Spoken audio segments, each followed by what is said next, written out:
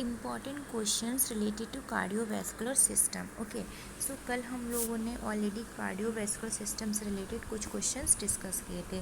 Same आज हम लोग कुछ क्वेश्चंस आज डिस्कस करेंगे जो क्या होने वाले हैं, इम्पॉर्टेंट होने वाले हैं। ठीक है, first question, the second heart sound is due to. ठीक है, जो सेकेंड हार्ट साउंड होता है किसकी वजह से होता है? आयोटिक वॉल्व की वजह से होता है। ठीक है, next question, the second heart sound dub is here due to. ठीक है, जो सेकेंड हार्ट साउंड होता है डब जिसको बोलते हैं, वो किसकी वजह से सुनाई देता है? तो closure of the aortic and pulmonary valve. ठीक है, मोस्ट इंपॉर्टेंट क्वेश्चन है कि जो सेकेंड हार्ट साउंड होता है डव, वो हमें कब सुनाई देता है? तो closure of the aortic and pulmonary valve. ठीक है, तो इस यहाँ से रिलेटेड एक क्वेश्चन है मोस्ट इम्पॉर्टेंट। ये तो सेकेंड हार्ट साउंड हो गया, तो आपके दिमाग में आ रहा होगा कि फर्स्ट हार्ट साउंड कौन सा होता है। ठीक है, तो उसके बारे में हम बात करेंगे। ठीक है, बेसिकली क्या होता है, टू साउंड होते हैं produce by the closing of the heart wall. ठीक है, जो हार्ट के वॉल्व होते हैं जब वो क्लोज होते हैं तो टू साउंड जो होते हैं वो प्रोड्यूस होते हैं। ठीक है, जो फर्स्ट साउंड होता है वो कब प्रोड्यूस होता है?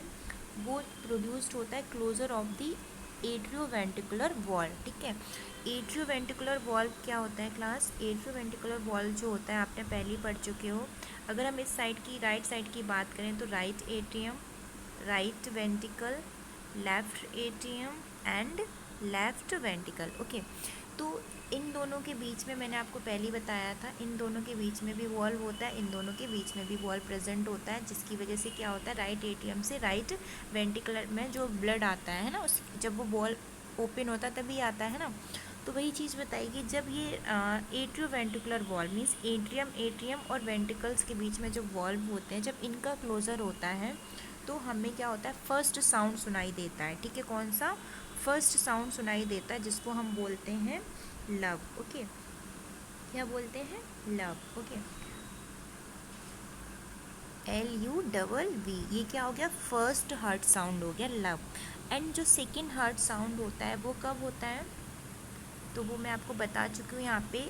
सेकेंड हार्ट साउंड कब होता है, सुनाई देता है? तो closure of the aortic and pulmonary valve. ठीक है, तो अभी मैंने जैसे आपको बताया है कि एट्रियोवेंट्रिकुलर वॉल्व प्रेजेंट होते हैं और दूसरा होता है सेमी लुनार वॉल्व। ठीक है, तो जो सेकंड साउंड होता है मीन्स जो डब साउंड सुनाई दे रहा है, ये कब सुनाई देता है? जब सेमी लुनार वॉल्व क्लोज होते हैं।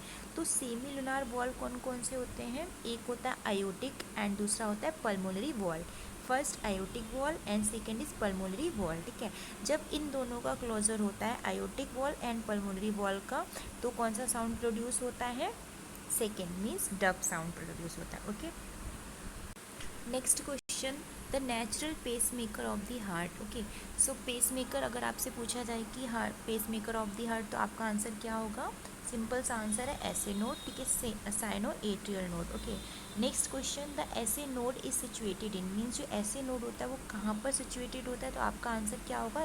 Right atrium. Okay, next, the A B node is located in the, means अगर आप ए बी नोड आपसे पूछा जा रहा है कहाँ पर होता है, तो आपका आंसर क्या होगा? मायोकार्डियम।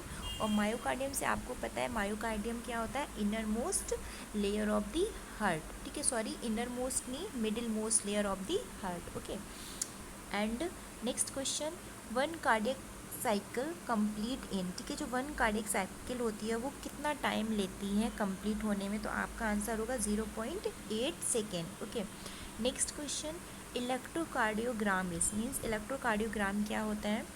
ठीक है, ये क्या करता है? Recording of the heart activity, heart की जो एक्टिविटी होती है उसको क्या करता है? ये रिकॉर्ड करता है। कौन? इलेक्ट्रोकार्डियोग्राम। ओके, मीन्स ECG, आप लोगों ने सुना होगा ECG। ठीक है, इलेक्ट्रोकार्डियोग्राम। ठीक है, ये क्या करता है? Recording of the heart activity. Okay, next, diagnostic procedure done for the heart disease. ठीक है, मीन्स हार्ट डिजीज़ के लिए जो हम डायग्नोस्टिक प्रोसीजर परफॉर्म करते हैं उसको क्या बोलते हैं? ECG, means electrocardiogram.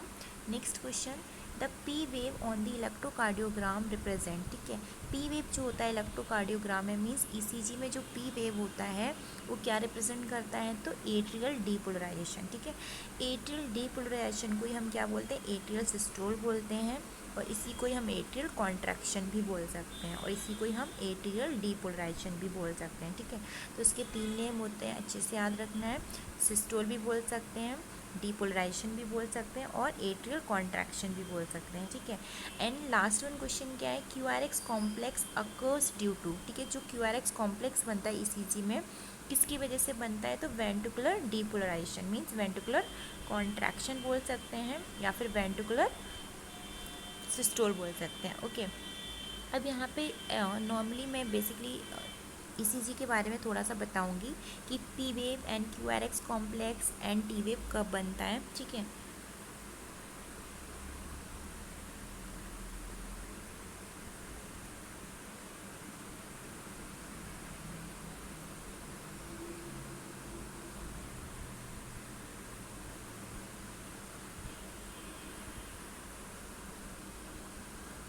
ठीक है, तो ये क्या है, P वेव है, ये क्या है, QRX कॉम्प्लेक्स है, ठीक है, ये क्या है, T वेव है। बेसिकली 3 चीज़ें बनती हैं, बाकी U वेव भी बनता है जब कोई भी एबनॉर्मल कंडीशन होती है उस टाइम पे, ठीक है। बट अगर हम नॉर्मली ECG में देखें तो P वेव बनता है, QRX कॉम्प्लेक्स बनता है, T वेव बनता है, ठीक है। तो जो P वेव बन रहा है यहाँ पे, ये कब बनता है, QRX कॉम्प्लेक्स कब बनता है, T वेव कब बनता है, ठीक है। तो बेसिकली यहाँ पे अगर आपको कार्डियक साइकिल याद हो, ठीक है, कार्डियक साइकिल की अगर हम बात करें तो राइट एट्रियम,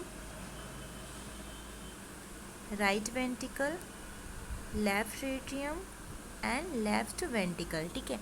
तो मीन्स जब दोनों atrium, both atrium, right atrium and left atrium जब एक साथ कॉन्ट्रैक्ट होते हैं, या फिर एक साथ डीपोलराइज होते हैं, या फिर एक साथ सिस्टोल होते हैं, तो क्या फॉर्म होता है, P वेव बनता है, ठीक है।